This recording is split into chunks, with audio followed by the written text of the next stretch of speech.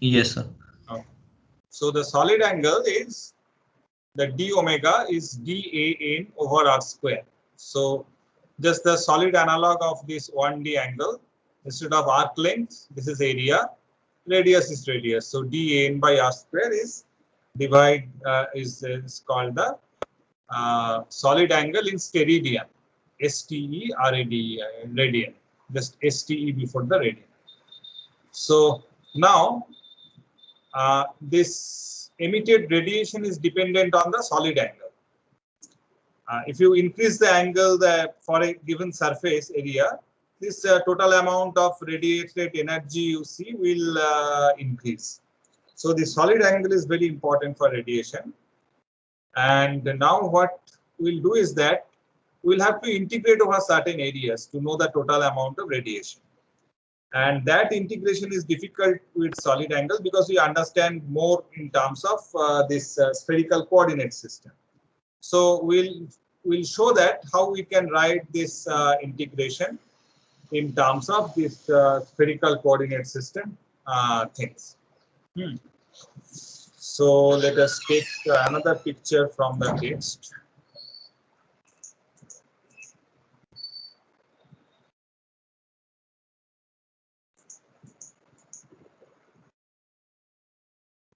And it appears that like this differential length element, we don't mind it's whether linear or a curve. So similarly, the differential element of this cone, we also do not mind it being a wedge shape instead of being a conical shape. So now let us take this one.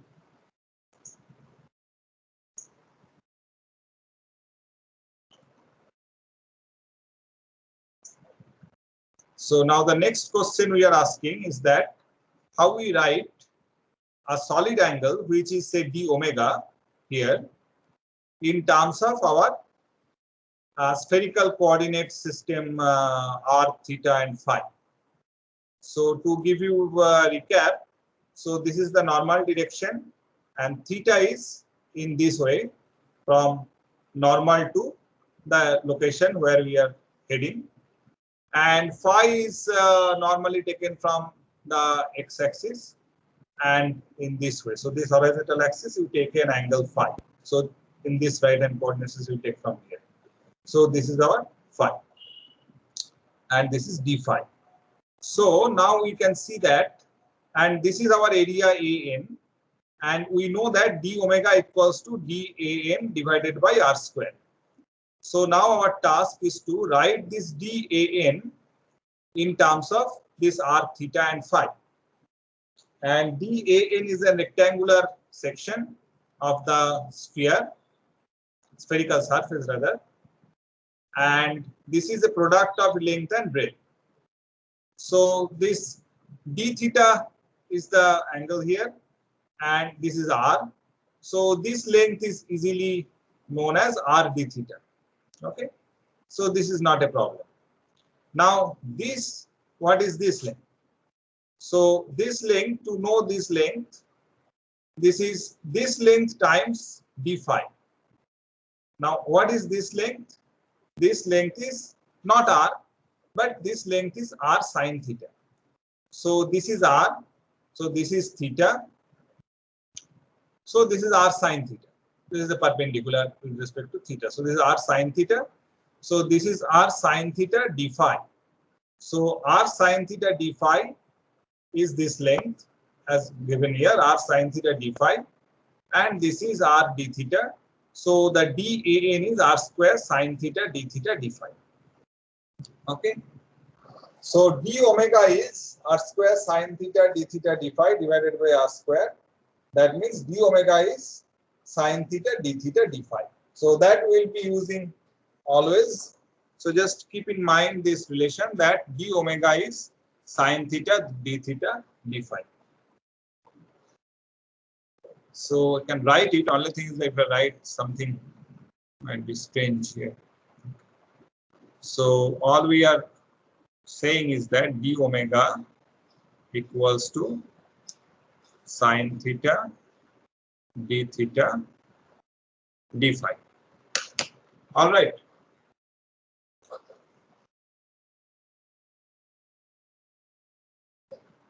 Now we'll go to our next topic. Before that, we need to digress a little bit. So I want you to think and answer that why the mass balance equation in fluid mechanics is not written in terms of mass, rather is written in terms of density. So if you look at the mass balance equation, so probably I have asked this question before also, but still this is very important. So I want you to answer that.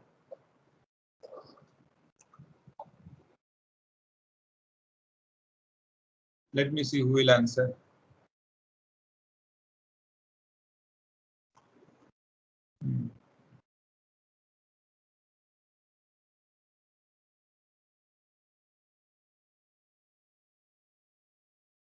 Shikha Kumari. Yes, sir. Why mass balance in fluid mechanics is not written in terms of mass, rather it's written in terms of density? Sir, because in fluids can be compressed. So, no, sir, the density even changes after compression. I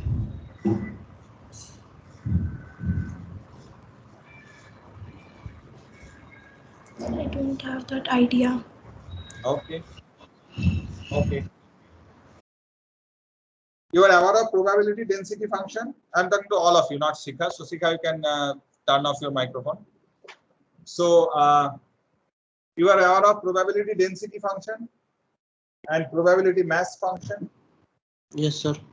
Okay. What is the difference between probability density function and probability mass function? Continuous and discrete. Huh?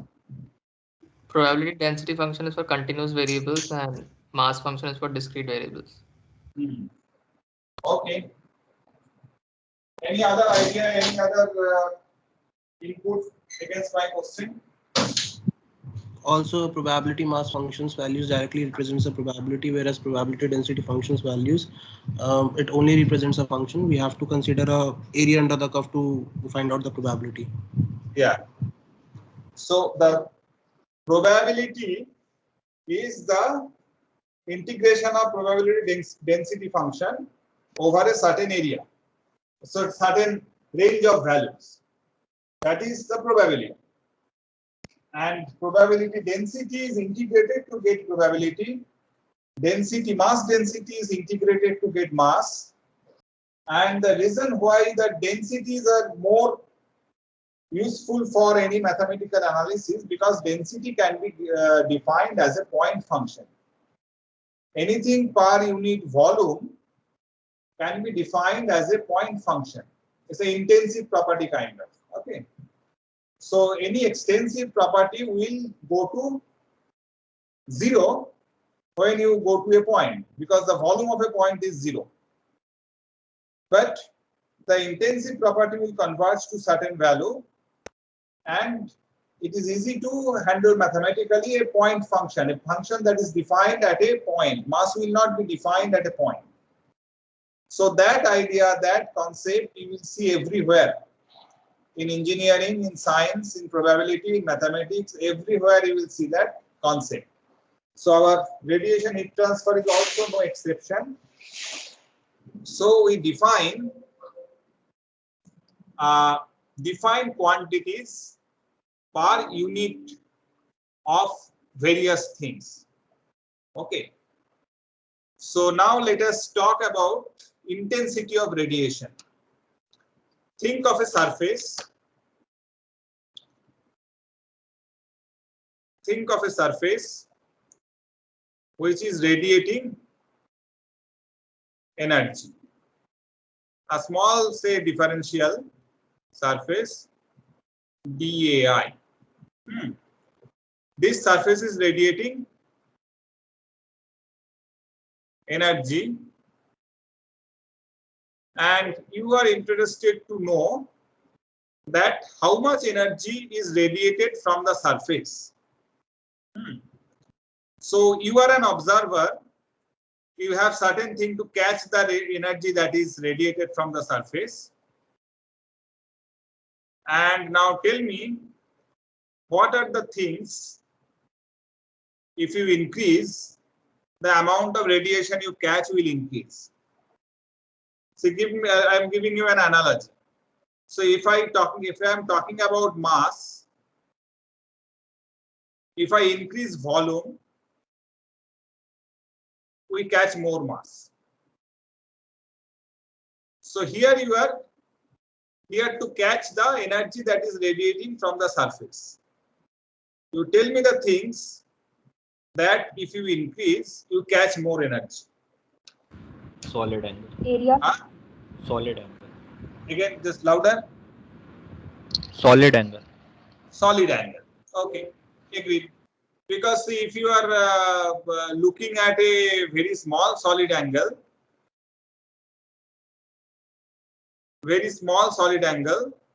you capture only a small part of this radiation. If you increase the solid angle, you capture more part of it. So one is solid angle, omega. What else? Area of the sheet. Area of the sheet. So this area, if this increases,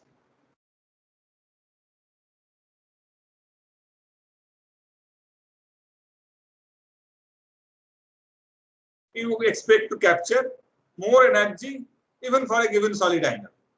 Okay. So area of the sheet or AI. So now, suppose you increase the area of the sheet and you are looking it from here.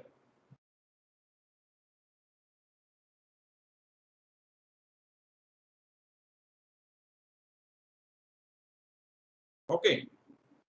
Versus you are looking it at from here.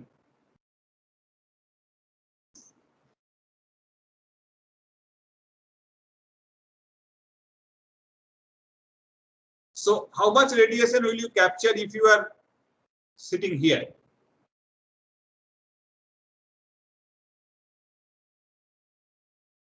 Or maybe I can make your life little easier. So just little below the horizon. If you are little below the horizon, how much radiation will you see?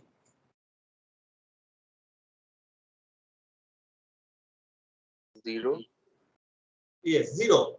That is because all surface they radiate in their hemisphere. So if I am imagining a surface here, as the surface is here, so it radiates in its hemisphere. It cannot radiate in this way because the surface is here and there is something else here. So it will not be able to radiate beyond its hemisphere.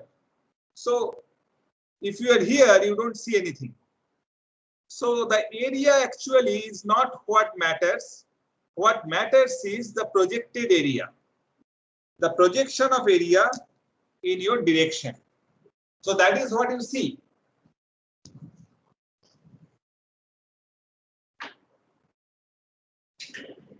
See, for example, if I am taking a disc, so if I show you in this way, you are sure that this is a circle.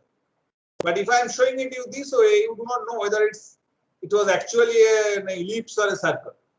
So the actual area, it is not of concern, but the projection of the area towards the viewer. So here, let us write it down. We'll see exactly how we incorporate that. What matters is the projection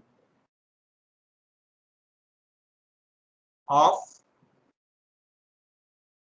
the area in the direction of view. Okay. Anything else you can increase to increase the amount of radiation that you capture? Sir. Sir, if we are increasing omega, Then doesn't it automatically mean that we are increasing AI also? Can you repeat your question again? If we are increasing omega, doesn't it mean automatically that we are increasing AI also? So both are same condition. No, no, no, no. See, there for a given AI, you can have different view angles, right? So you can see, for example, if I take the black color area and I see for the entire hemisphere versus the red color area and see in the entire hemisphere. So both cases our view angle, solid angle is same, but the area is different. More area, we get more energy. Okay, so these two are independent. All right, so is your doubt clear? Yes, sir. Thank you, sir. Okay. So now what is the number 3? What else you can improve? Temperature of surface. The temperature. Now say that is fixed. Temperature is fixed at a given temperature. There is something else we can also change to increase the total amount of energy that you intercept or see or The medium of transport. no, same medium. So you need to increase lambda. You need to change the range of lambda. So you may remember that we said that the energy radiated from a surface is it radiates in a range of wavelength. It's not at a single wavelength. So it increases various lambda. So the intensity is different at different lambda. So if you limit yourself in the small range of lambda, you will receive less energy. If you increase your range of lambda, you will receive more energy. So these are the 3 factors which determine the amount of energy you will receive. So the energy that you receive is extensive in these 3 properties. So like the density versus mass, we define the intensity of emitted radiation. Intensity of emitted radiation, that is defined denoted by IE.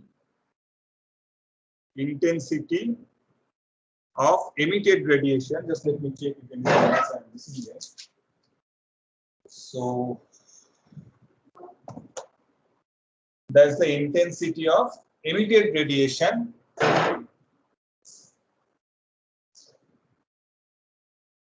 around wavelength lambda. That is intensity of emitted radiation at a wavelength lambda. Okay, all right. That's a function of the projected area. Okay, let me write it in this way. So as we said that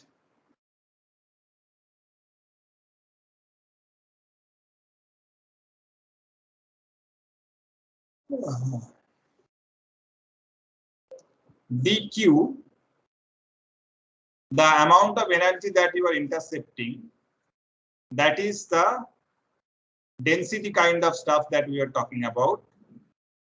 That we basically for radiation it's called intensity. It's a function of lambda. It's a function of which direction you are looking, and it's dependent on solid angle, dependent on projected area. Just I want to stick to the same notation. So AI cos theta.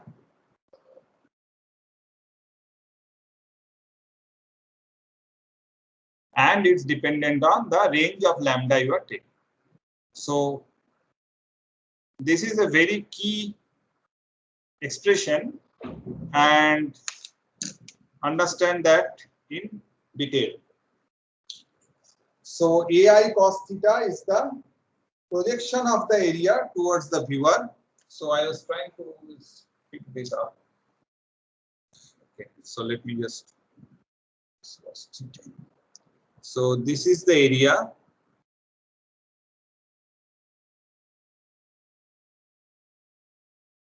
This is our theta.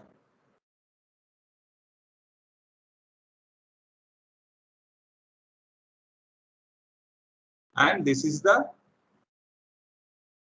projection of the area to the viewer. Okay. So this is the projected area. This is if this is AI. This is AI cos theta. AI cos theta. So this is the AI cos theta, d lambda, d omega. So intensity is basically defined as whatever energy you are measuring at a given d omega, given area, given lambda range, and just divide it by those things, make these ranges smaller and smaller, will converge to a certain value which we call as a function defined at a point. So this is a point function.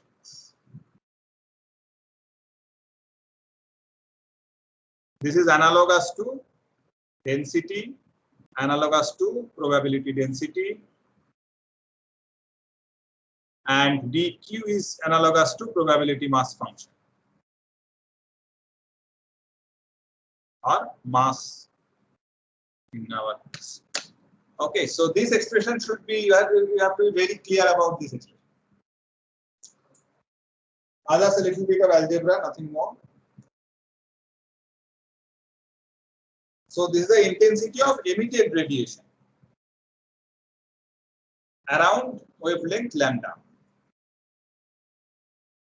We can plot this I E lambda, we can plot like this way, as a function of lambda, as a function of theta and phi. So it's depend on these three variables, lambda, theta and phi. It's also dependent on temperature, of course, but we are not writing it here. We'll write it later.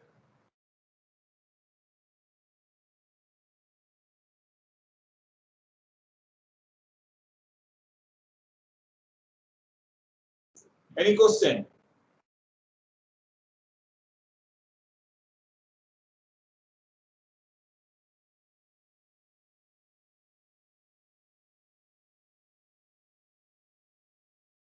Okay, so this is dq. So there are very nice figures are there. Just look and read. So that's exactly what I was saying now.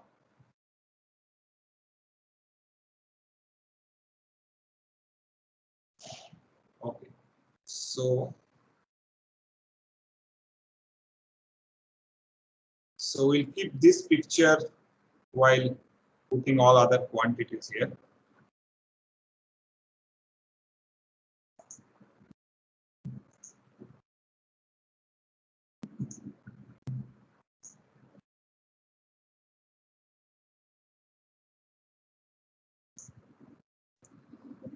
Okay, so now we know that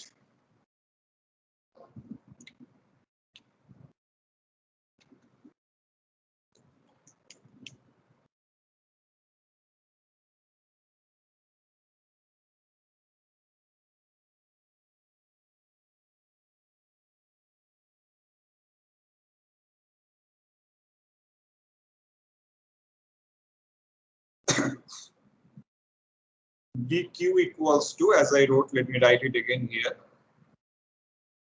dq equals to I lambda, so emitted, or we can sometimes lambda e or e lambda, a mixed notation different places.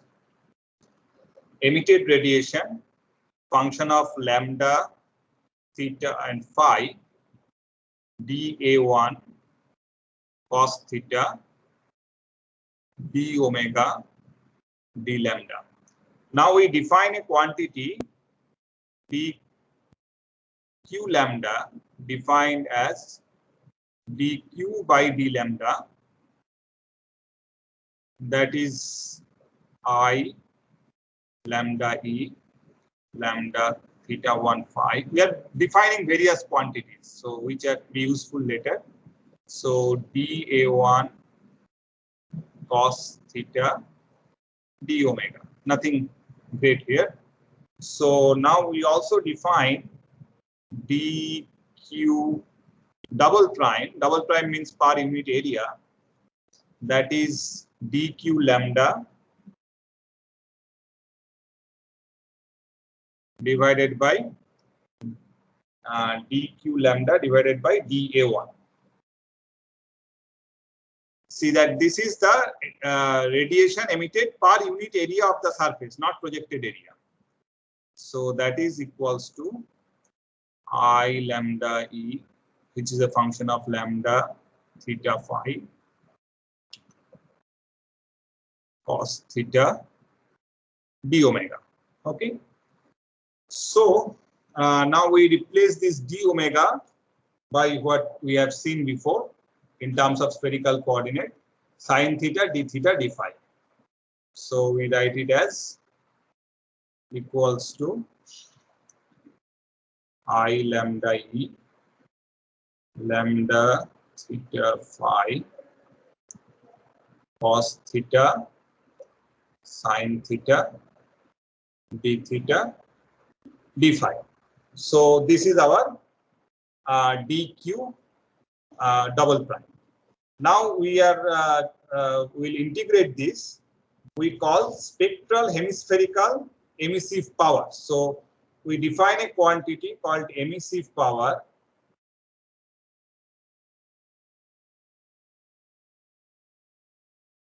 Emissive power is basically the total amount of energy that it is emitting at a given lambda. So E lambda. So we'll integrate this expression over theta and phi over this entire hemisphere. That means if I am talking about a small area, what is the total amount of power it's emitting around lambda? Okay. So that is I lambda E lambda theta phi cos theta sin theta d theta d phi, that is integrated over the entire hemisphere. That means the theta will go from 0 to pi by 2.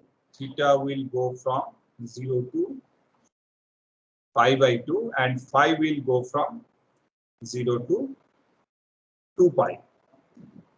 And total emissive power of all lambda equals to integration of 0 to infinity d lambda lambda d lambda. So this is basically, we can also write that this total emissive power is the total power that you can obtain from this is basically this entire thing integrated over the hemisphere and all lambda. So this is nothing but that quantity. Okay. So this is called spectral emissive power. This is total emissive power.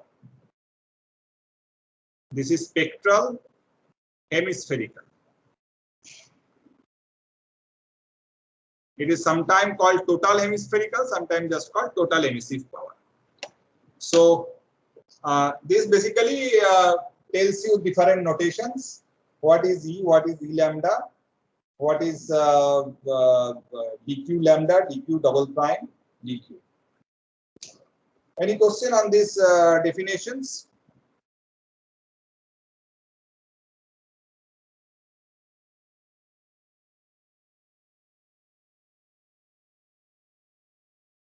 Okay. So we'll usually take a simple assumption, simplified assumption that the emitter, so we call it emitter. So the emitter is diffused, and okay, the other assumption we'll take later. So if we say that it's a diffused emitter,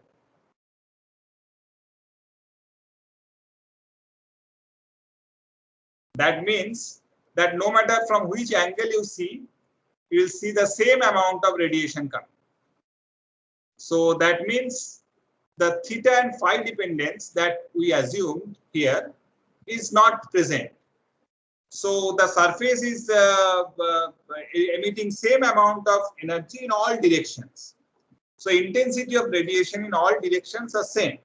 So it's like looking at a white surface, paper surface. You look from this side or this side, it looks equally bright. But if you take a mirror surface, you will see that if sun rays are coming from this side, you will see it much more brighter in this direction and maybe dark in another direction. So that is the theta and phi dependence of a radiation. Of course, the mirror example is for reflected radiation. It's not coming from the surface, but from the radiation that is coming from the surface also shows such features. Some surfaces are same different amount of radiation in the normal direction than the radial directions, but there are many engineering surfaces which are which send equal amount of energy, intensity of energy in all directions. So those are called diffused emitters. So if the emitter is diffused, then we can just pull out this thing. So we can say that I lambda. So it's basically we are saying that I lambda is a function of lambda, and we can take outside this integral. So in that case, what will happen? E lambda equals to I lambda emitted, which is a function of lambda only, and this integral. So pi by 2 for theta and 0 to 2 pi for this thing. So cos theta sin theta. So there is cos theta sin theta. So we can put half, and then inside we'll have sine 2 theta d theta d phi, and theta equals to 0 to pi by 2, phi equals to 0 to 2 pi. So we can take the phi integral, or rather take it this way. So cos 2 theta by 2, 0 to pi by 2. Okay. So this becomes cos pi is -1. So minus 1, 1. Cos 0 is 1 plus 1 divided by 2. So this becomes 1, and this 2 pi gives you 2 pi, and this half. So finally this gives you pi. So this gives us the expression that this entire integration becomes pi.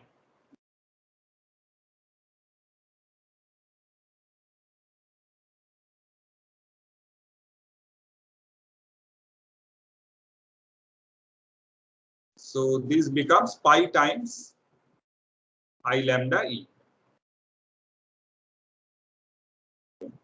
So, and we can also put it here. So we can put it here. So E equals to, here also it just pi comes out. E lambda, we just substituting E lambda here, pi times integration of I lambda E lambda d lambda. These two are for diffuse surfaces.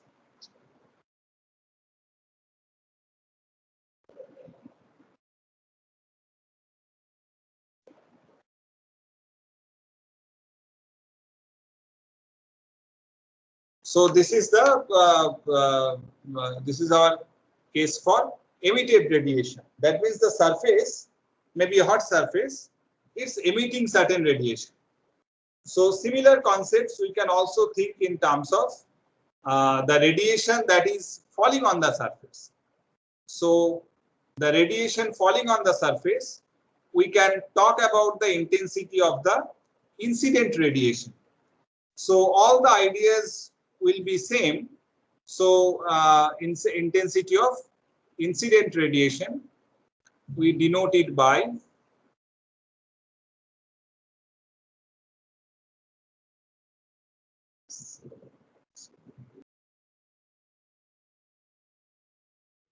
intensity of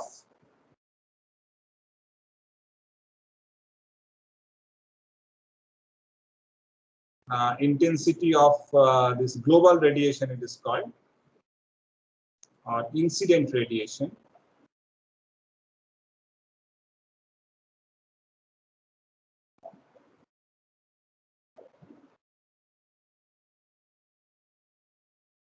So this is what you see at this point. And this incident radiation is what is the surface sees at its location.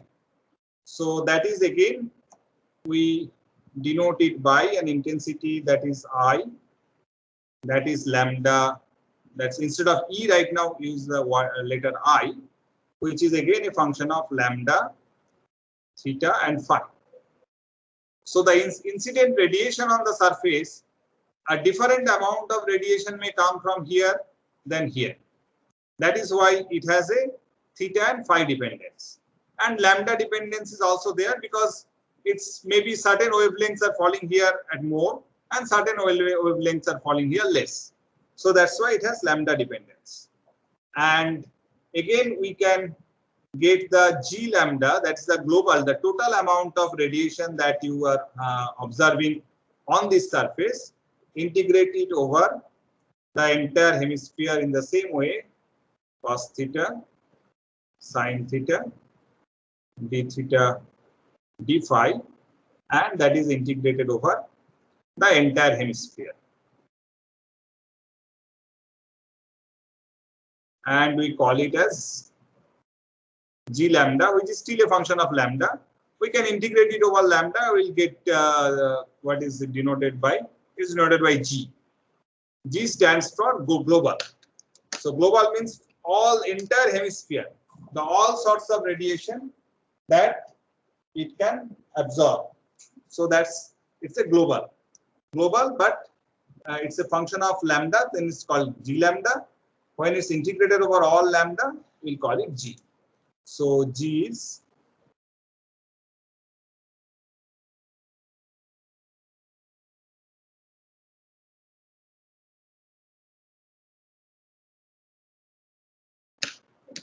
so this is the intensity of incident radiation. So same sets of expressions you will find in your textbook. Just look at it, and it's not too much of different things here. So now another quantity of very strong importance for us, it's called radiosity.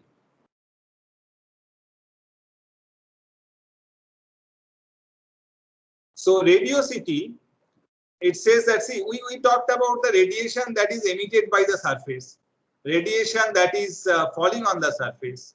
Now, whatever radiation falls on the surface, part of it will also get reflected. And because of surface own property, it will also emit certain radiation. So a part of the radiation that the observer can see here, not all of them are actually emitted by the surface. Some of those are reflected by the surface as well. And it is very difficult for the observer to know which one is reflected from the surface and which one is emitted by the surface. So this combination of these two is given a name, radiosity. So this is the combined emitted and reflected radiation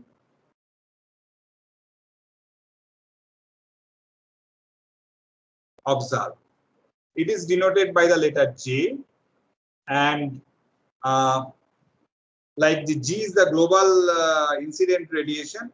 So this the radiosity, total radiosity is J, but the intensity again I. So I, but instead of it's again lambda, we call it emitted plus reflected. It's a function of lambda, theta, and phi as usual. And various integrated form of those have the same notation, J lambda and J. This J is the denoted by denoted for radiosity. So maybe I can write the same expression here. So J lambda lambda again. So J lambda as a function of lambda equals to integration over hemisphere. So I lambda, this time E plus R, lambda theta phi cos theta sin theta d theta d phi. Okay. So these are the three important quantities that will be needing. One is the intensity of radiation that is emitted by the surface, intensity of radiation that is incident on the surface, and radiosity, that is the intensity of the radiation that the observer sees, which is a combination of the emitted radiation as well as the reflected part of the incident radiation. So the main thing that I want you to understand is these three quantities.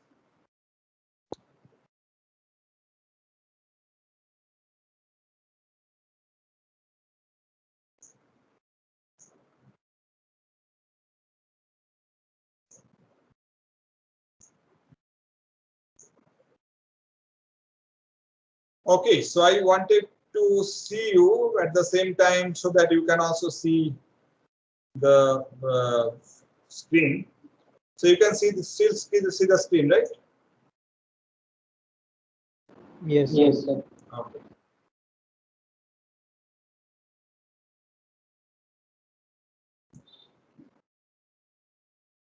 Just let this concept sink. Look at the, or you can open the book, look at those expressions. Just remember the intensity is an intensive property. It's per unit wavelength, per unit projected area, and per unit solid angle. That's all.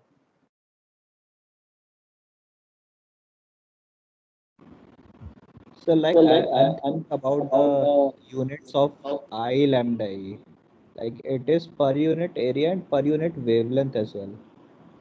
I lambda, we haven't integrated with lambda, right? So unless we integrated with lambda, it will be per unit wavelength. But when we have integrated in lambda, then we don't have per unit wavelength. There's a total energy, joules here. Like sir, if I lambda A is per unit area and per unit wavelength, so intensity is energy per unit area, rate of energy per unit area. So I lambda E, right? Yes, sir. So I lambda E. So let me go back here. This one, right? Yes, sir. I lambda E is the, so dq is the energy, and I lambda E is the energy per unit projected area, per unit solid angle, per unit wavelength. Per unit projected area will have like meter square, and per unit lambda will have meter. So like it's, Yes, lambda will have meter, this will have meter square, and this will have steradian. okay, sir. Because Okay. like intensity was what we studied, like it was rate of energy per unit area only. Yes, yes, like you call it flux. So here we are trying to make it a flux kind of quantity. But this is the fundamental quantity. So if you understand this, a little bit of algebra is involved. Otherwise, everything is clear. So this quantity, its unit, and how it varies with lambda, theta, and phi. So that's a small concept, not a too big thing here, but that has to be clear. Yes, sir. Okay. Anything else from anyone else?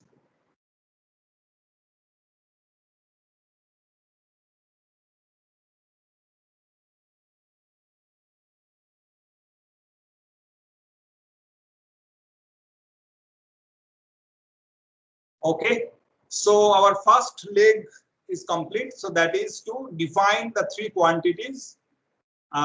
This global radiation that is experienced by the surface, the radiosity, and the the emitted radiation.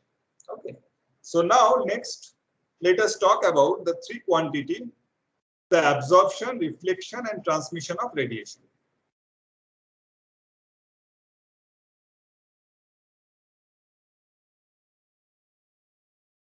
I don't like always limited to the lower part. I don't know how to scroll. Okay, I can scroll by drawing a line here.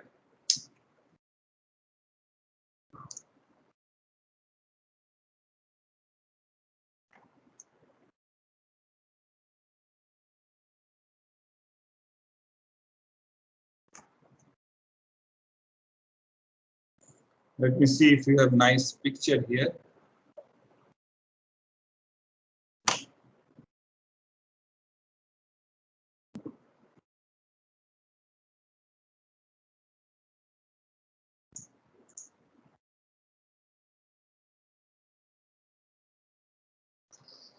I'll come to black body radiation little later.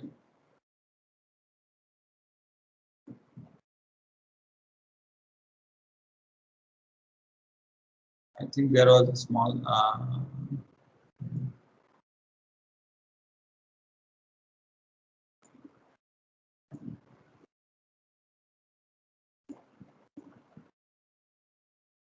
there was a nice diagram here. Yes.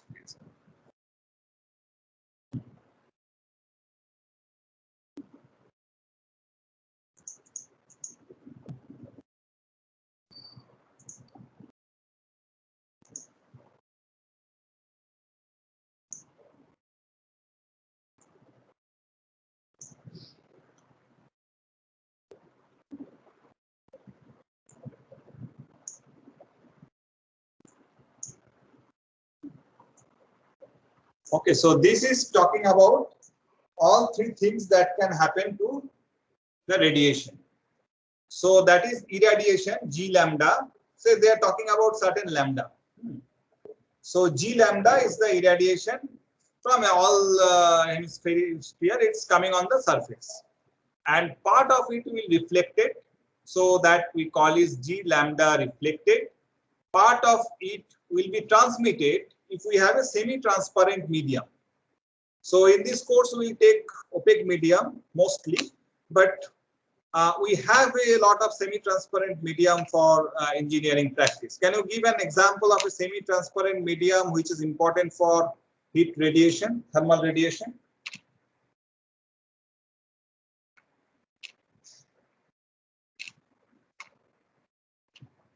I don't know whether it's important or not, but plastics are like semi-transparent. Yeah, plastics are one example. Flames, for example, from flames. So flames are semi-transparent. So they transmit part of the radiation. So, but we'll take mostly the surfaces like a tube furnace, tube surface in a furnace, which will be having opaque. For opaque surface or opaque medium, there will be no transmission. So whatever irradiation falls on the surface, that will be either reflected or it will be absorbed. No transmission. But in general, these three can happen. So it can be transmitted, it can be absorbed, it can be reflected. So this reflection has nothing to do with our reflection of a mirror surface, because we are mostly familiar with the reflection of visible light. But many matte-looking surfaces can also reflect the thermal radiation. So the irradiation part of it goes to reflected, transmitted, and this goes. And what is important for us to note here is that this is dependent on lambda. So the behavior of the surface is very much dependent on the lambda. So the transparent glass that we are looking at is transparent to visible light. A certain medium may be transparent to another wavelength. For example, our flesh and blood vessels, those are transparent to X-rays.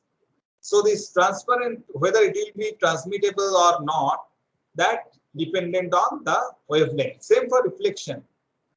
Different wavelength has different ability to reflect. So this G lambda is very important. The lambda is very important for G lambda reflected, G lambda absorbed, and G lambda transmitted. So, and this we call the property, the very important property for us is the absorptivity. So the property absorptivity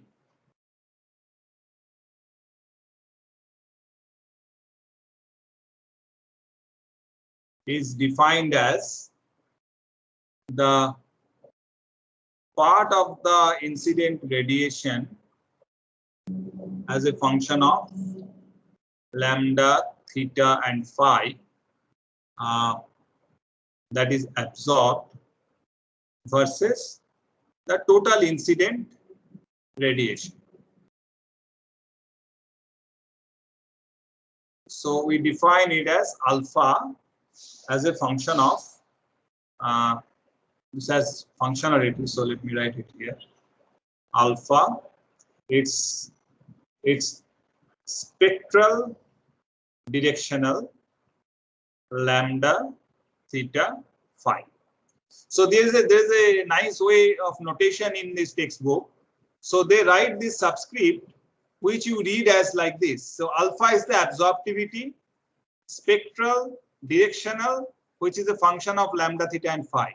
This is a detailed functionality here, and this tells you whether this is a spectral quantity, directional quantity, only spectral, only directional, none. So only alpha will mean that it's integrated over hemisphere and all lambda. So this is the absorptivity, spectral, directional, function of lambda, theta, phi, given by the spectral intensity in lambda, theta, phi, and that part of it which is absorbed divided by the intensity of the radiation at that lambda incident at a function of lambda, theta, and phi. So that is defined as our alpha lambda. So we should have a theta here. So I have to check with textbook whether I missed the theta or they don't have.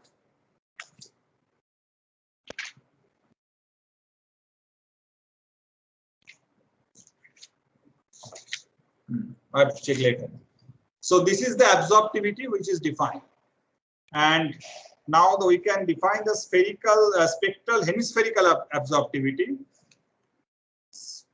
Spectral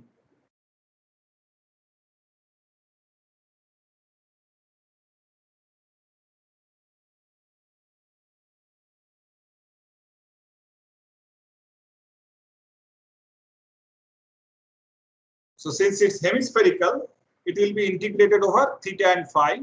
So we'll have I lambda I absorbed, which is a function of lambda, and I lambda intensity function of lambda.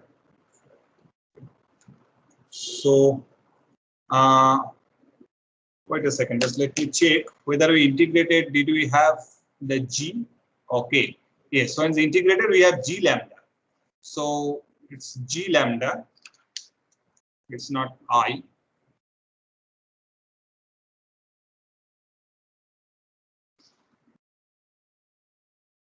I integrated over hemisphere, we call it G lambda, it's no more I.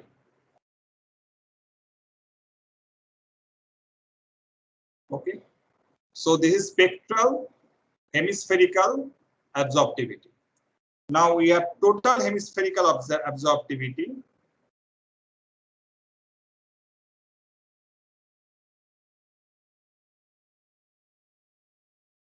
Okay, this is denoted by alpha lambda, which is function of lambda. Total hemispherical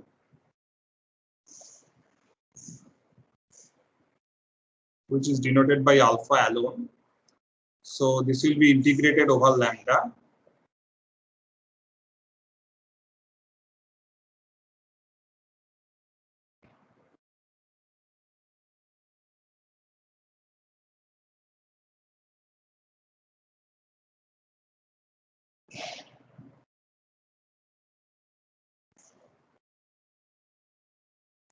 I is not used, G. Okay. So this is alpha. This is the total hemispherical absorptivity.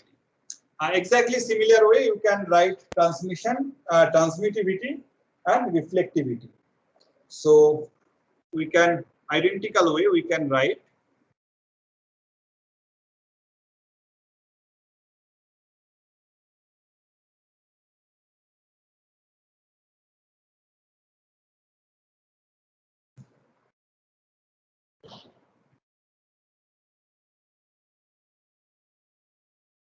so these are all fractions. So this absorptivity you can see these are all fractions. So you can see that we should from energy conservation we can readily write that so transmittivity is tau, reflectivity is rho. So tau plus rho plus alpha equals to 1. So now if I want to write tau lambda plus rho lambda plus alpha lambda equals to 1, what does it mean? So can I always write, or under certain condition I can write? So that means that if I'm thinking about a particular wavelength, or whatever transmit, whatever reflects and whatever absorbs, they sum up to 1 for all wavelengths. So under what condition I can write that? So first one is energy conservation. First one is not a problem. But the second one, under what condition the second one is true?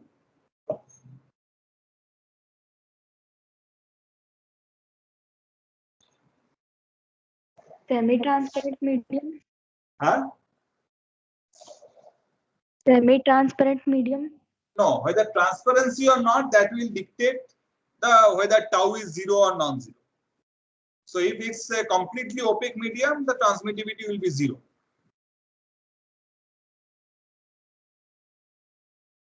Any other idea?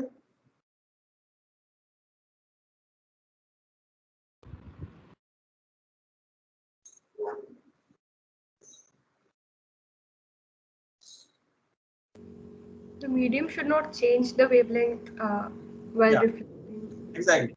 So medium should not be able to transmit energy from one wavelength to another.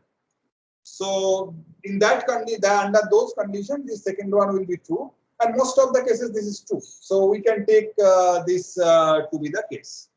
Okay. So we'll take a break now, but you can use this break to look at these expressions from your textbook, because here you have to scroll. You cannot scroll here. So look at these expressions from your textbook. We have basically defined the 3 intensities and these 3 quantities: absorptivity, transmittivity, and reflectivity. So it's a quick 5 minutes break. It's now 12:04 and 12:10 will resume. And I'll be here. So if you have any question, you feel free to ask in the break. So like the last part I didn't understood, like for the lambda part you told. Okay, so this tau is the transmitted at a certain lambda. Huh? So now suppose you receive a certain lambda 100, and if you are transmitting from some other wavelength, you can throw away 110, right? Then the energy conservation at that wavelength will not be possible. Total Yes, energy will be conserved. So this tau plus rho plus alpha is energy conservation, right? So whatever you throwing on the surface, you either deflect or transmit or absorb. You cannot do anything else. You cannot destroy that. So if you are thinking of a certain wavelength, whatever you throw on the surface in that wavelength, if you can convert from another wavelength, you can throw more, right? So that is the case. and you told for most of the things, like is it possible for other things like? I say most because I am not aware of anything where that occurs. For example, light absorption or light scattering, I know that scattered light, I work on light scattering. There also, whatever wavelength light you give, it doesn't convert to other wavelength. So I don't know any case where such things occur. But since I am not a physicist and I don't know very many details of the inner working of these radiation things, so that's why for safe side I said most. So I cannot say all. That's it. Yes, sir.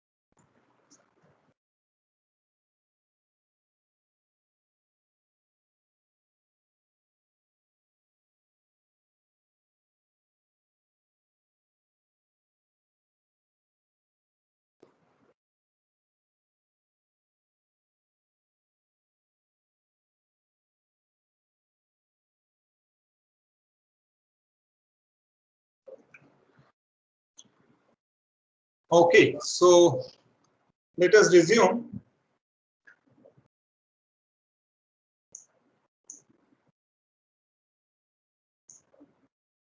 So now what we haven't answered yet is that if I have a surface, so we said that intensity will be I emitted, which is a function of I emitted is a function of lambda, theta, and phi.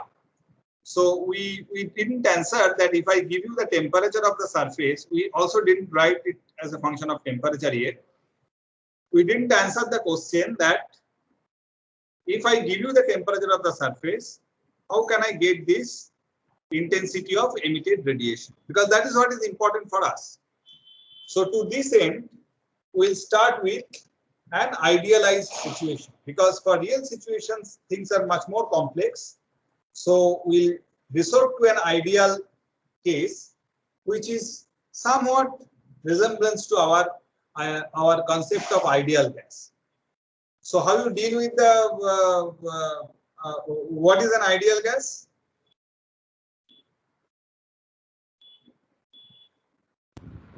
molecules having no interaction, no volumes. No attractive interaction. Molecules are point. Okay. So there are certain rules. So you define ideal gas. That doesn't exist. So you define certain rules and define ideal gas and get a very nice, neat expression for pressure, volume, temperature relation. Right? That is your ideal gas. And how you deal with real gas? With volume correction, pressure correction, and all. With a correction factor. And what is the correction? Single correction factor, if I say, what is this name? Compressibility. Compressibility factor. All right. So similarly, we'll be here talking about a surface which has ideal nature. And we define those surface as, we call those surface black body.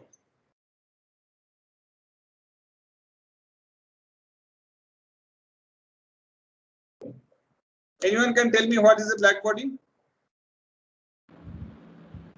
That emits 100% of the radiation which is incident on it. Again? Like if a particular amount of radiation is incident on a black body, then it absorbs and emits all the 100% radiation. It absorbs all the radiation and emits all the radiation. That means it reflects. Zero. So any other idea? Any other? I am looking for a slightly clearer idea of black body.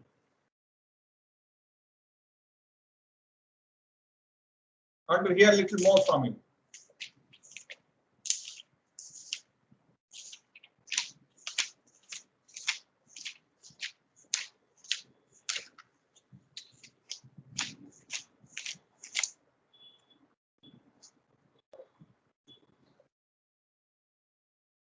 Before I forget, there is something here which I want you to read. So, okay, I'll after the class I will tell you. Anything more about black body?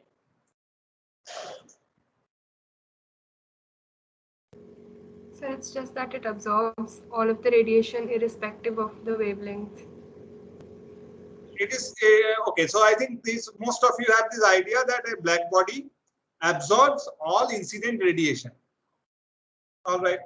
So what is a black body? So first thing we can write, we are writing here. A black body absorbs all incident radiation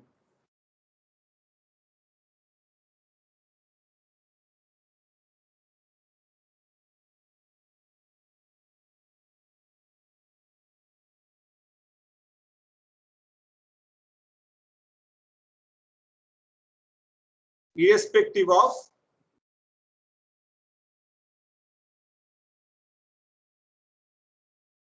lambda, theta, phi. From any direction radiation comes, it will absorb. Any lambda radiation comes, it will absorb. And does it emit something? Yes, sir. It emits all the absorbed radiation. It emits all the absorbed radiation. What is the meaning of all the absorbed radiation? So all the radiation from 0 to infinity.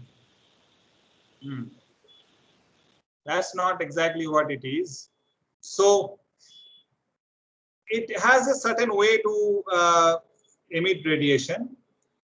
So the second property of a black body is that for a given wavelength and temperature,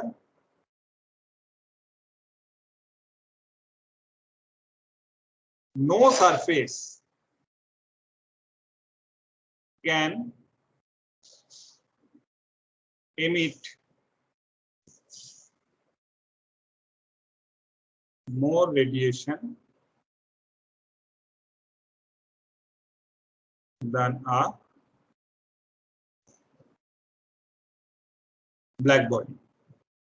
Third property is that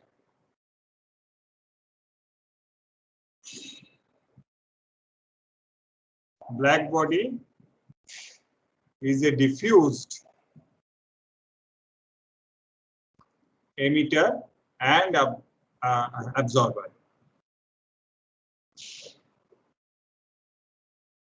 It's absorbers anyway, it's absorbed all wavelengths. So black body is a diffused emitter. So these are the three properties of black body. Absorbs all incident radiation irrespective of lambda, theta and phi. Given for a given lambda and t, it radiates the maximum energy or maximum amount of radiation that is possible. So no surface can radiate more than a black body. So a typical conception that I hear about black body is that it absorbs everything. So there the idea stops. No one wants to think of whether because it absorbs, people think like a black hole, it doesn't emit anything, but it emits radiation. That's called black body radiation. So a black body is nothing to do with the color black. The sun is a black body, right? So you heard that? Yes, sir. Okay. So the black body is a diffused emitter. So in all direction it gives the same kind of emission. And theoretically, one can calculate the intensity of black body radiation. Intensity of black body radiation, which is a function of lambda, but it's not directional because it's a diffuse emitter, so we cannot write theta here. Rather, we write B saying that this is the intensity of black body radiation, which is a function of lambda and T only. And this is given by Planck's law. So this is twice h c square lambda to the power minus 5 divided by exponential hc divided by 80 lambda minus 1. H is Planck's constant, c is the speed of light, lambda is the wavelength. Again, H is Planck's constant, K is Boltzmann constant. So this is the intensity of black body radiation. This is called Planck's law.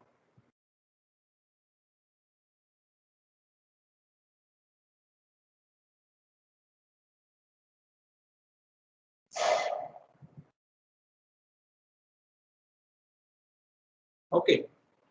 So now we know that. So this is okay. So this is a diffused emitter, right? So it's a diffused emitter, and now because it's diffused emitter, if we integrate over the entire hemisphere, we have seen the integral that it just adds one, multiplies one pi here. So we can write it as the emission from the black body at lambda t over a hemisphere, that is pi times I lambda b lambda t, just this thing multiplied by pi.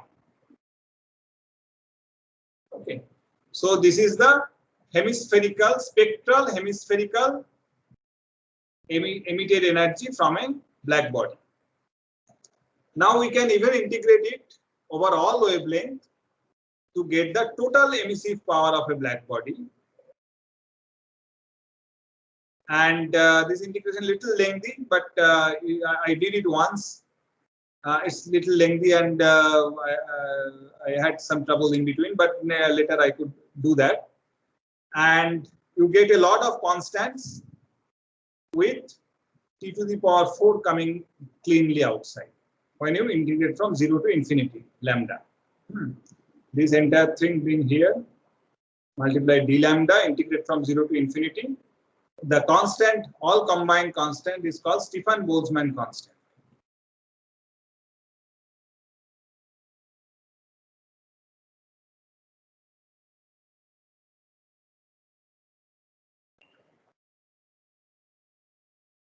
Okay, So let me write this value also.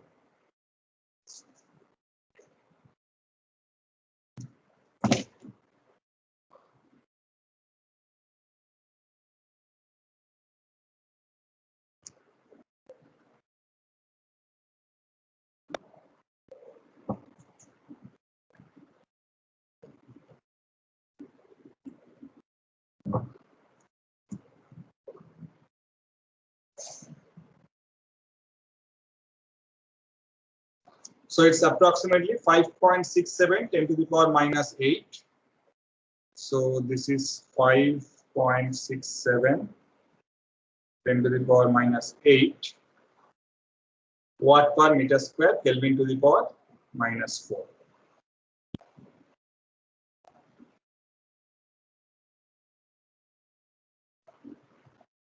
Okay. So this will give you the EB, that is the emission from a black body per unit area. All right. So this is the first law of black body radiation that is important for us. And then the next law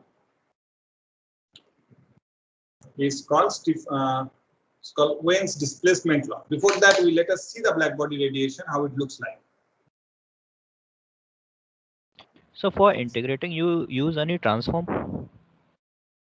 This one? Yes, sir. I don't remember. Somewhere I was teaching that for energy school long ago. So it's not very straightforward, but I could do it by hand without any problem. Yes, sir. Not Because without any problem. it will be very difficult then.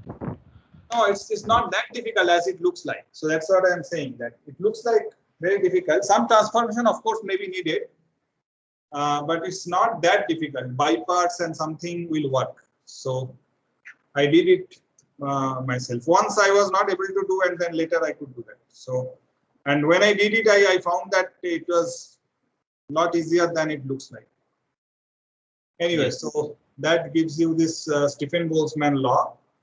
And then the next, okay, I was trying to show you those.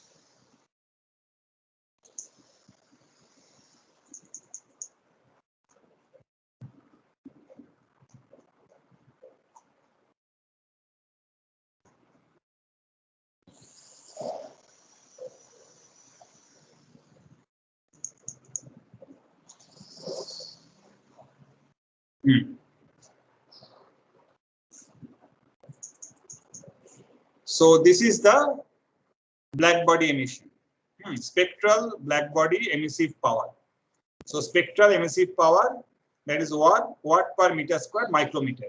So you can see that as you increase the temperature, that's how the distribution changes. This is the solar radiation, which is around 5,800 Kelvin black body. Sir, nothing is visible like. Oh, okay. I think okay. Yeah, just a second.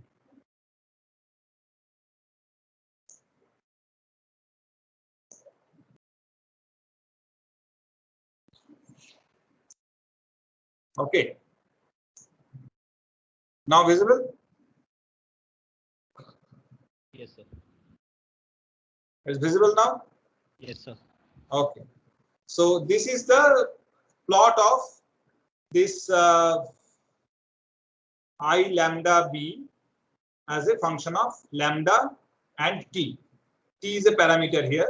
So as you increase the temperature, you see that this is how the power in the note, this is a log scale. So this is 10 to the power minus 4 and this is 10 to the power 9. So 13 orders of magnitude. So this is how the distribution changes. And this is solar radiation. This matches very well, not exactly, of course, not such nice. So there are some jagged things, but this is the solar radiation. So it's a black, it corresponds to black body at 5,800 Kelvin. So you can see that why sun can be thought of as a black body, some light coming on. So no one has ever seen that something reflected on the sun surface. If sun's light reflects from moon surface, but from sun surface nothing reflects. So that's why it absorbs also, you can think of it as black body, and the radiation corresponding to that black body radiation. Okay, so this is the black body radiation. And another law is the this is Wien's displacement law.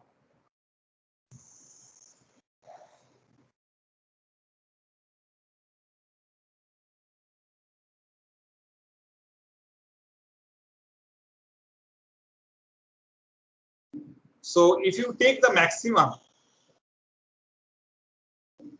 of each curve and the corresponding lambda, so you will find that this T lambda max is a constant, and the value of this constant is 2898 micrometer Kelvin. So if you know temperature, you know the lambda max from Wien's displacement law.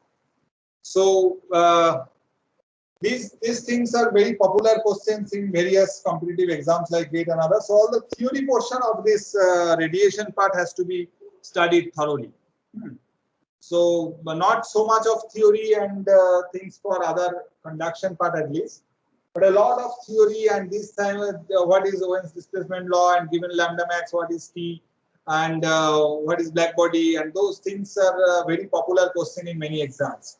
So just study this portion carefully, these theory parts. It's very difficult to discuss in detail, so I am not going into a lot of details and skipping those. Just main ideas I am trying to discuss.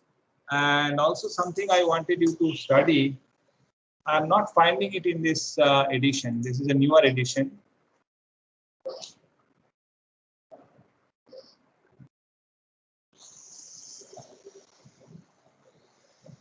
So that is about color, color of a surface. So I'm telling you the gist, so you can find it out and read it yourself. So what color has to do with the radiation energy? So if you take a iron and heat it at certain temperature, it will give you red the radiation in the visible range. But most of the time, the surfaces we are seeing, semi-shot and other surfaces around, so those are not at high temperature. So the color that you see, not because of the radiation energy, the color that you see because of the selective reflection, or rather this is rho, this reflectivity as a function of lambda. So the lambda dependence of the rho is responsible for the color of various surfaces. So in RGB, if something is absorbing green and blue a lot and not much of red, so you see that surface is red. So that kind of things are also I have seen in many places, exams and other places, these things are asked. So just read that part and understand that carefully. So that's because of reflectivity. So, and absorptivity as well. So part absorbed, part reflected. So for opaque surfaces. Okay. So now let us, after we introduce the black body, now like a correction factor has to be introduced for the real surfaces, like the gas law versus the compressibility factor. That is called emissivity. That quantity we name as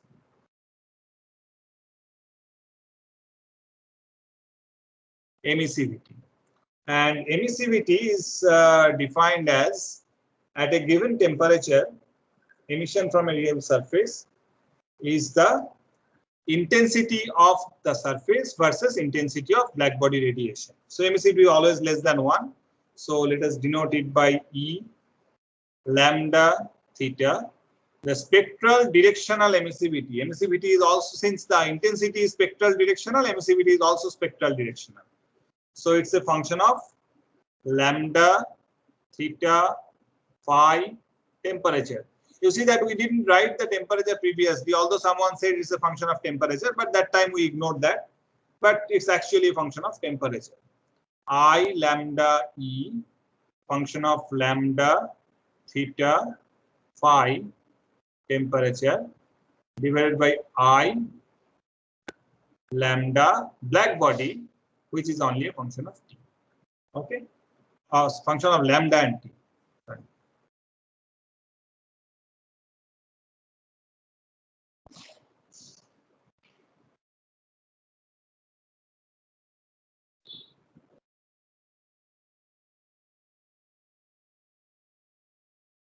Okay.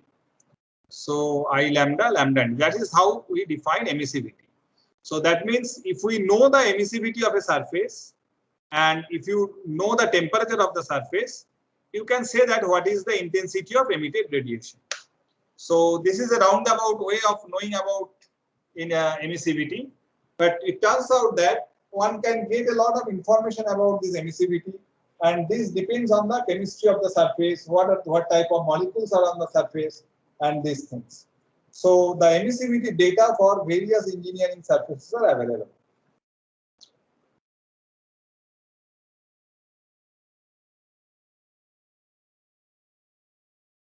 So this is spectral directional emissivity.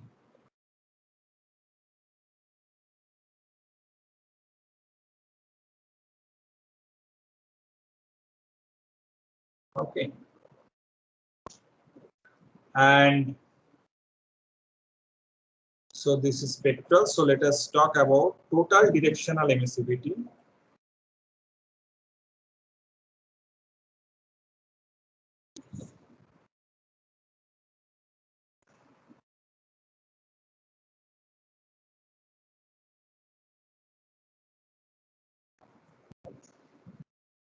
So that is epsilon, lambda, not lambda, epsilon theta. So directional means it has to be theta. Temperature, no, this is right. It's not the lambda is bar. So theta, phi, and temperature. So this is given by. So it's lambda integrated again.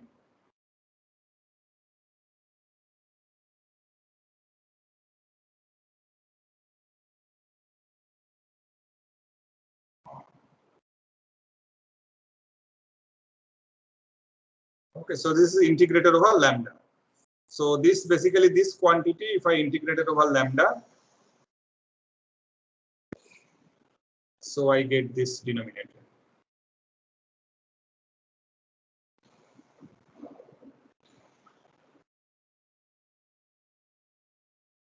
Okay.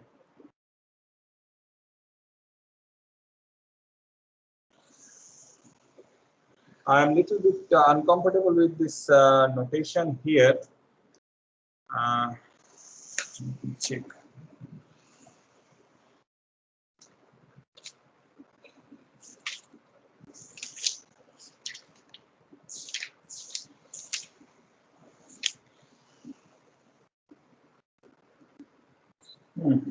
Okay, I think it's fine. Okay. And this is total directional emissivity. And then we have spectral hemispherical emissivity. So here, like we integrated over lambda, we can keep lambda and integrate it over this theta and phi to get total spectral hemispherical emissivity.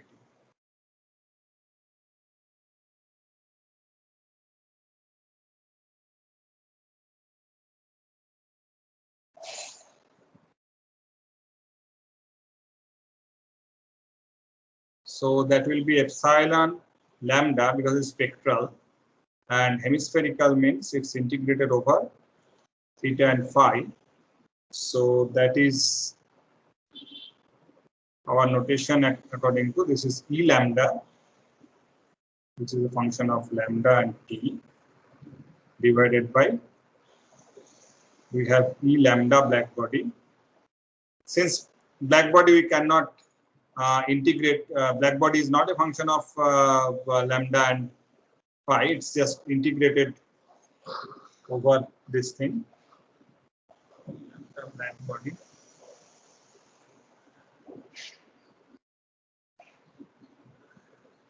Okay. So we can integrate it or integrate it over everything, over lambda and over theta and phi. So we can have total hemispherical emissivity.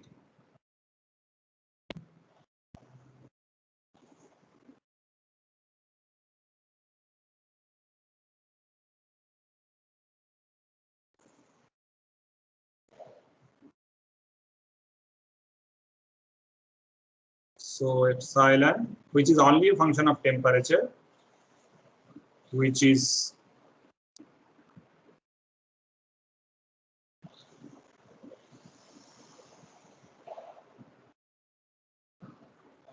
okay. So I'll check this notation later. So this is integrated over, this is you obtain by integrating the emissivity. This is over lambda integration. This is theta phi integration. We obtain by integrating all lambda, theta, and phi. All right. So this is the concept of emissivity, and depending on which kind of emissivity is given, we can obtain the intensity.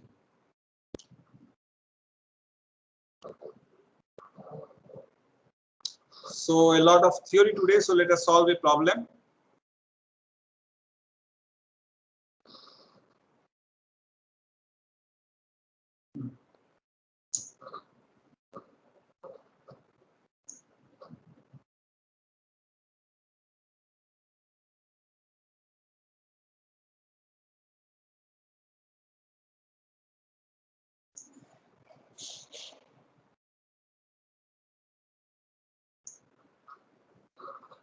Okay, so let me write down the problem here.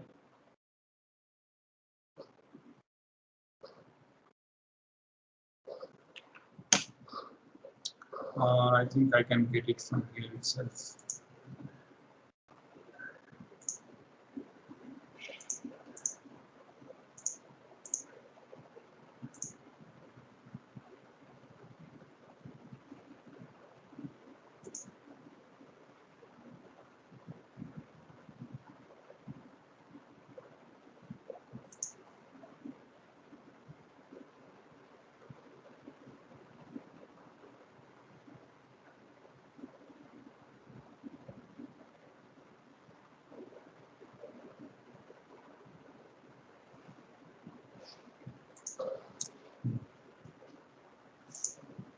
I don't know where that is gone. So let me write it down. So we want to compare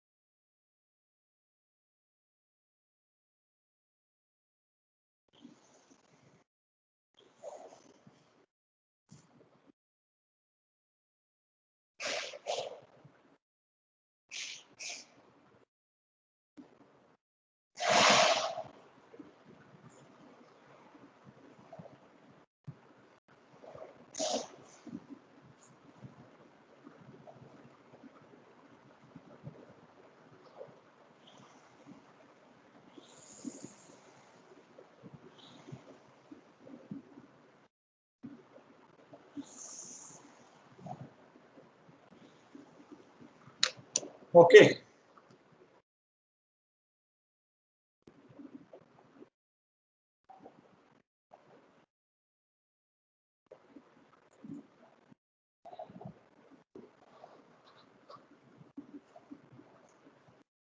So first, let me see if you can do it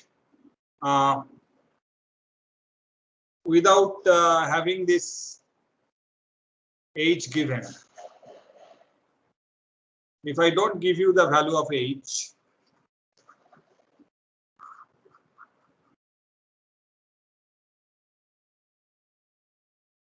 let me see how you approach this problem. First, read this problem carefully, make a plan, draw a schematic, and then I will ask you.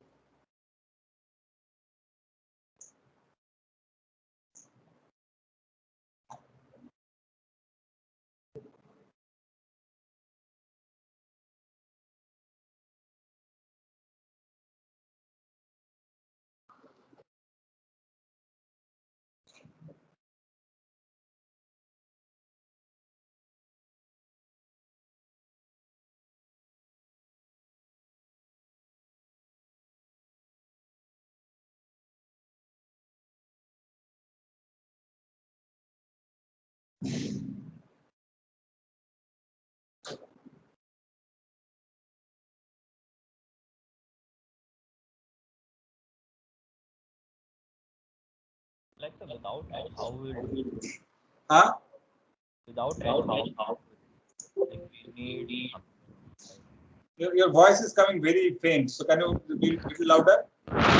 like without the value of h, how we will do this? Like we need to find So have you convective flaps also. studied natural convection? No, sir, not yet. Okay. Okay, so then take the value of h as 6.1.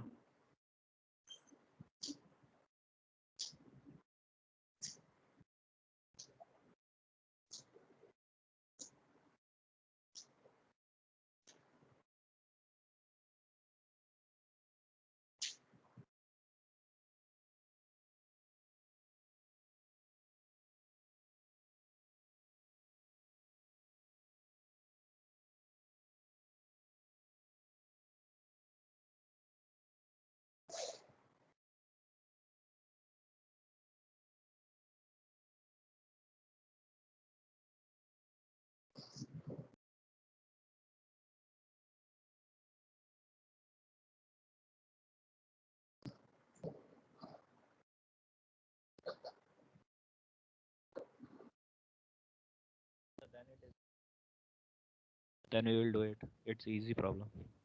Done? Doing the calculation like Okay. Okay, I have then the do the outline. calculation and report the convective and radiative heat flux for both cases. Okay, sir. Report in the chat box.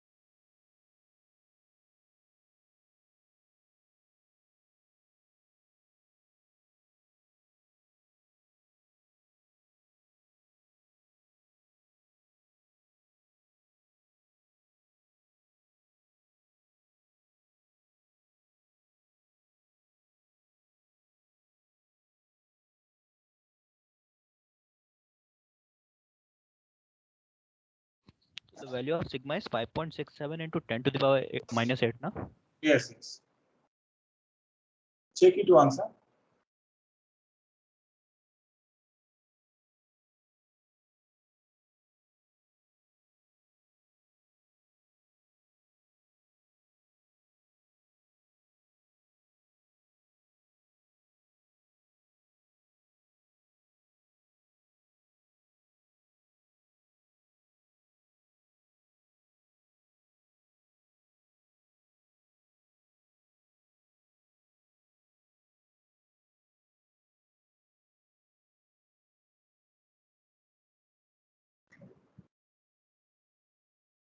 So sir, for the 350 Kelvin, Q convective is 305 and Q radiative is 117.48. Okay, just write down all these numbers in the chat box. Huh? Let me see how the others are also looking.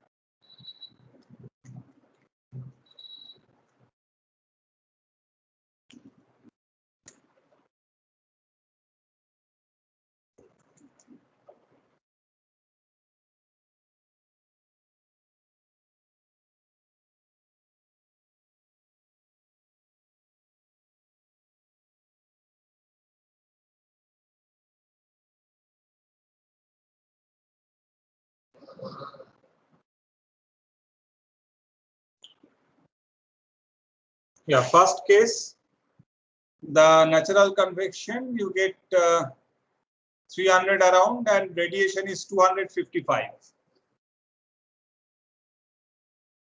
Yeah, first case, radiation is 255.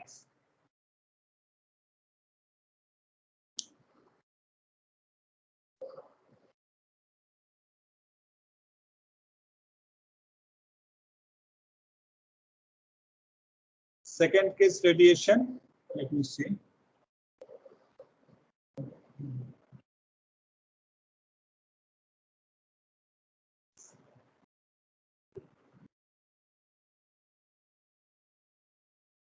Yeah. Second case, radiation, some more values, let me see.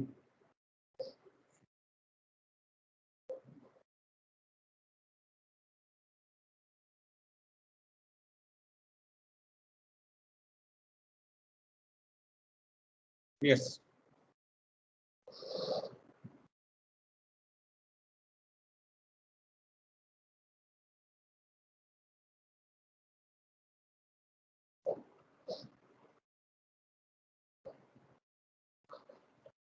Yeah.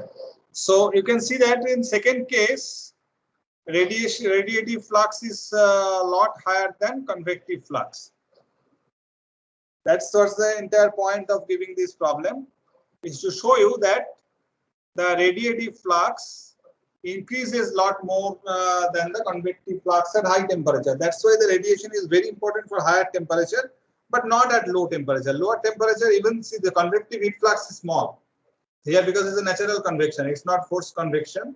So natural convection. So if it is even smaller than that of natural convection. So if you have forced convection, you will have a lot more flux than heat flux than you see in radiation. But as temperature increases, the radiative heat flux increases. And since I have given you this convective heat transfer coefficient for natural convection, one feature you are not able to explore here is that as temperature goes, the heat transfer coefficient for natural convection also goes up, but not that much. So at temperature of 325, if you use proper correlation using Rayleigh number, you will find H to be 5.8. And at other temperature, that is 700 Kelvin, we'll find it's 8.5. So let me go back to my here. So if you use proper correlation,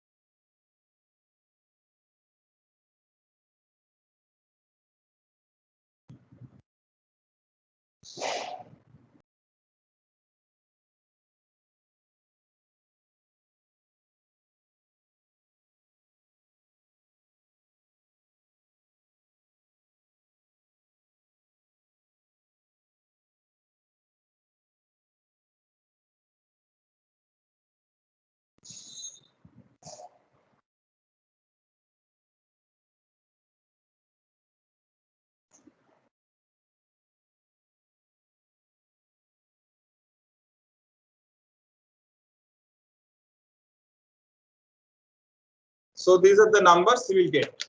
So you see that this convective heat transfer coefficient goes up, and this also goes up, and you are getting it only because of this thing.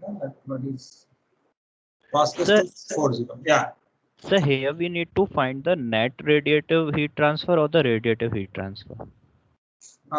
So this is net radiative heat transfer, because there is something which is also coming from the surrounding. But So I think in my calculation, what I did is that I just neglected that because 300. So I think you also neglected that. Huh? no, sir, I didn't neglected it, and like I got the first one is 117.48 instead of 255. Okay. So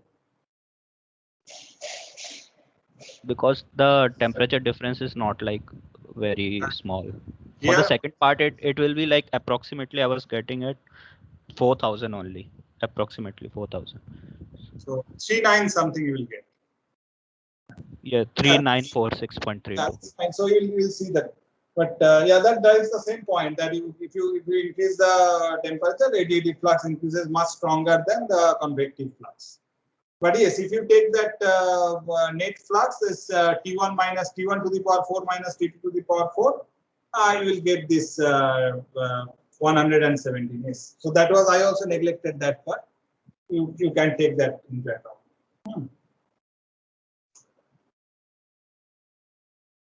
Okay.